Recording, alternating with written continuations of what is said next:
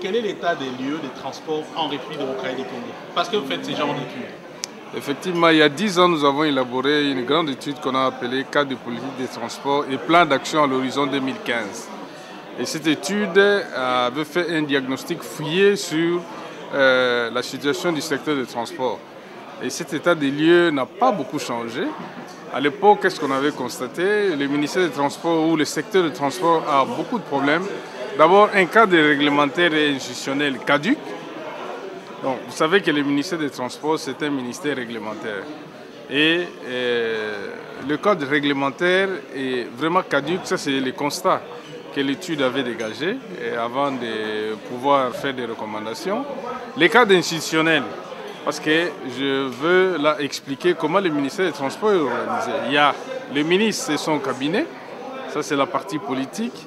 Il y a l'administration qui est dirigée par le secrétaire général. Il y a les services spécialisés. Nous avons le groupe d'études de transport, la Commission nationale de prévention routière, l'organisation de l'équipement des bananes de Kinshasa au Ibeka en cible. Et il y a toute une panoplie d'entreprises. À l'époque, on appelait entreprises publiques. Et le secteur de transport, avec sa grande dimension, est le seul secteur à avoir le plus grand nombre d'entreprises publiques.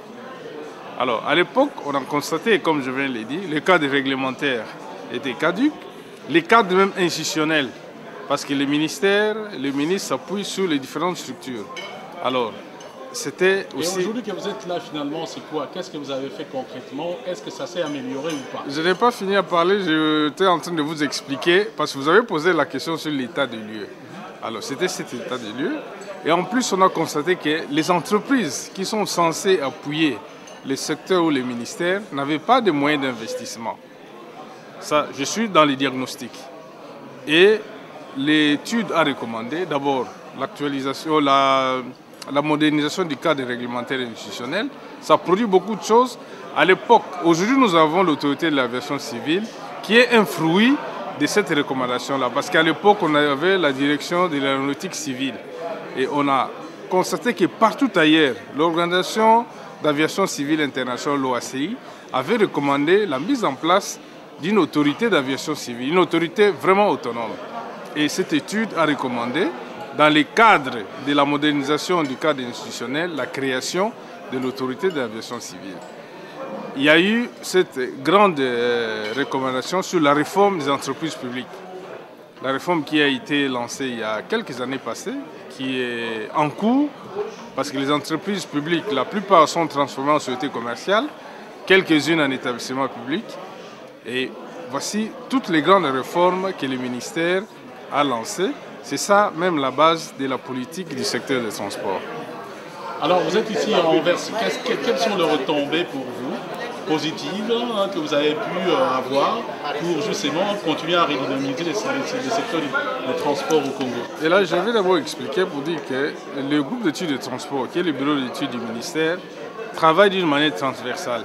Parce que nous sommes l'organe conseil du gouvernement en matière de stratégie, de politique et de planification du secteur des transports.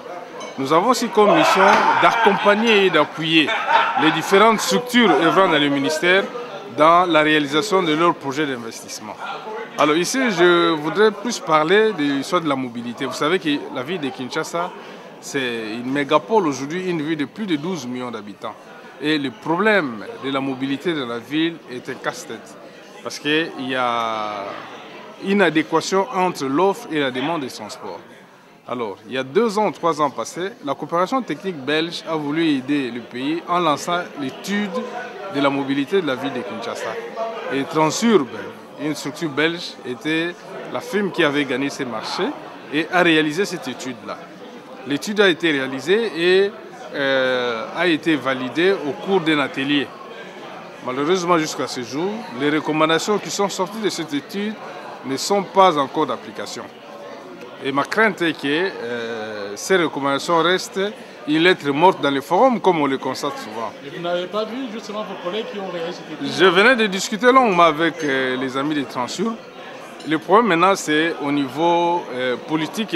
Moi, étant conseiller du ministre, au retour, je vais voir le ministre qui va approcher le gouverneur de la province-ville de Kinshasa, parce que cette étude était pilotée par la ville-province de Kinshasa et le gouvernement, le ministère national n'a fait que couvrir cette activité-là.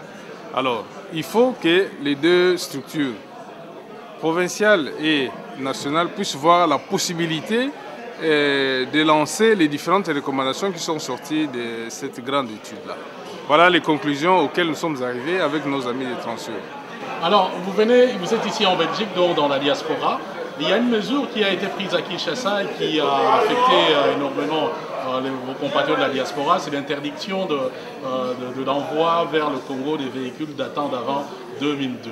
Alors vous êtes directeur général du bureau d'études justement en termes de mobilité des transports. Est-ce que cette décision a été à votre avis opportune? Oui, moi je préfère que les gens lisent les décrets et même l'arrêté d'application de ces décrets-là. Je n'ai pas beaucoup de commentaires. Quand vous lisez ce décret, vous verrez les limites auxquelles les autorités ont pris cette mesure-là. C'est une mesure pour chercher à améliorer la situation dans notre pays. Vous savez ce qui se passe à Kinshasa et dans le pays dans l'ensemble. C'est vrai, aujourd'hui il y a un déficit criant des moyens de transport et l'État n'a pas assez de moyens pour assurer les transports. Ce sont les privés presque à 90% qui assurent les transports publics. Mais on ne peut pas laisser aussi un désordre de régner pendant longtemps. Parce que cette mesure-là, ailleurs... Le désordre, oui, c'est l'état des véhicules, ou bien le désordre, c'est aussi la formation des conducteurs, les désordres, c'est aussi les contrôles techniques, parce que ces véhicules-là, dans certains pays, même ici en Europe, il y a des véhicules âgés de plus de 30 ans qui continuent à rouler. Je vais vous apaiser. Nous avons fait beaucoup d'enquêtes, plusieurs études dans les différents modes de transport. Je vous parlais par exemple des transports fluviaux. Et c'est presque le même cas sur les transports routiers. Il y a 3 causes qui sont essentielles dans la problématique d'accidents sur les routes et dans nos cours d'eau. Les accidents sont de 3 ordres. Il y a d'abord l'homme qui est au centre de l'activité. En deuxième lieu, il y a les infrastructures et en troisième lieu, il y a la réglementation. Donc aujourd'hui, s'il faut résoudre ce problème-là, il faut attaquer le problème selon les 3 axes. L'homme, avec tout ce qu'on sait, parce que c'est l'homme qui conduit, et le véhicule et les embarcations. Et on a constaté qu'il y a un déficit criant dans les chefs de plusieurs personnes qui sont... Mais c'est ça justement ce qui est étonnant. Je suis en train d'avancer progressivement. Oui, je vais commencer par les vrais problèmes. Nous attaquons le problème parce que c'est un problème, un grand problème. Il faut, comme on l'a dit, attaquer le taureau par les cornes. Donc ce n'est pas seulement la limite d'âge d'importation de véhicules, mais le problème, nous venions d'organiser l'année passée les états généraux des voies navigables. Comme je viens de vous le dire, il y a les accidents dans nos cours d'eau sont dus à ces 3 causes-là. Il y a eu des recommandations. Et quelques temps après... Les bateaux d'un certain âge ou bien... Oui, il y a des mesures qui sont prises. Je ne sais pas si vous suivez l'actualité. Il y a des ports qui ont été fermés. Il y a même certaines embarcations qui ne peuvent plus naviguer dans les cours d'eau parce qu'il y a des contrôles techniques qui ont été faits. C'est-à-dire que le problème de notre pays, il faut quelque part prendre des mesures, même si ce sont des mesures impopulaires, mais voyez le problème des limitations d'âge des véhicules d'importation. Ça se fait dans beaucoup de pays. Si vous allez dans la plupart des pays dans lesquels nous participons, soit dans les corridors, soit dans plusieurs activités. Si je ne me trompe pas, au Sénégal, je crois qu'ils ont limité à 5 ans. En Angola, je crois que c'est 4 ans. Au Kenya, c'est entre 4 ans et 5 ans. Oui, mais on vous répondra que les problèmes du Sénégal ne sont pas les problèmes du Congo. Effectivement, et en même temps, les infrastructures au Sénégal, ce n'est pas comme au Congo. Effectivement, vous pouvez avoir raison. Là où il y a les vrais problèmes. Et en plus, vous n'allez pas convaincre les gens qu'un véhicule de plus de 10 ans est plus dangereux qu'un véhicule de plus de 5 ans. Ou de moins de 5 ans. Au fait, vous me coupez, je n'ai pas terminé à parler. Je vous ai parlé des 3 causes d'accident. Que ce soit sur la route, que ce soit sur les cours d'eau. Donc il faut attaquer le problème selon les différentes causes qui sont relevées. Je vous ai parlé de l'homme, je vous ai parlé des infrastructures. Les infrastructures sur la route, ce sont des véhicules. Dans les cours d'eau, ce sont les embarcations.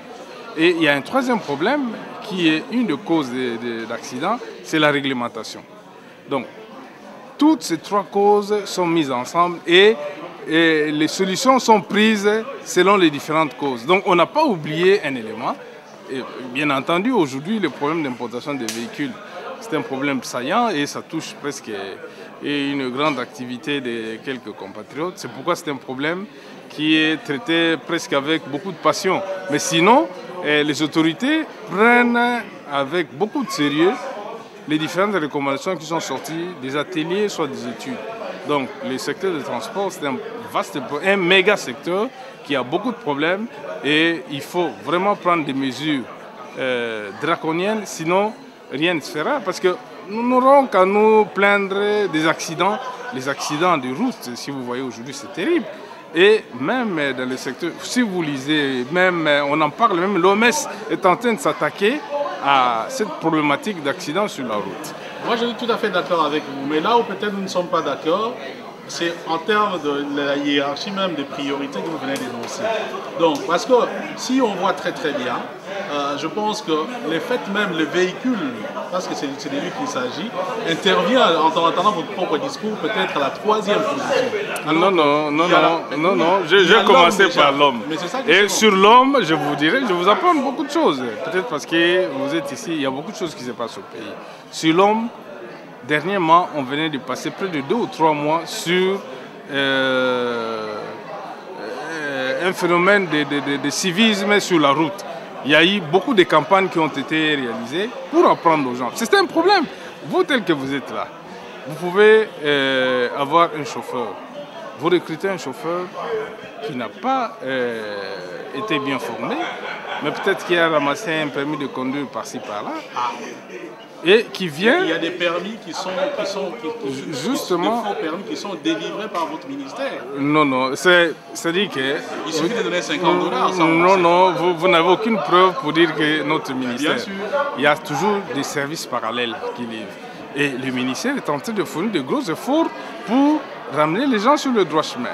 Donc, je voulais parler de l'homme. Que ce soit sur la route, que ce soit sur les voies navigables, il y a des efforts qui sont fournis pour des recyclages. Quand on a terminé les états généraux de voies navigables, le ministre a organisé immédiatement le recyclage des commissaires fluviaux. Ça ne s'est jamais fait pendant plusieurs années. Parce que ce sont ces gens-là qui sont sur le terrain, qui délivrent certaines autorisations. Et quand il y a un accident qui arrive sur le cours d'eau, on s'attaque beaucoup plus souvent au ministre, alors qu'il y a des gens qui sont commis à cette tâche-là. Et le ministre a si bien pensé de faire un recyclage de ces gens-là. Donc l'homme est au centre des différentes mesures ou décisions qui sont prises. Donc rien n'est oublié.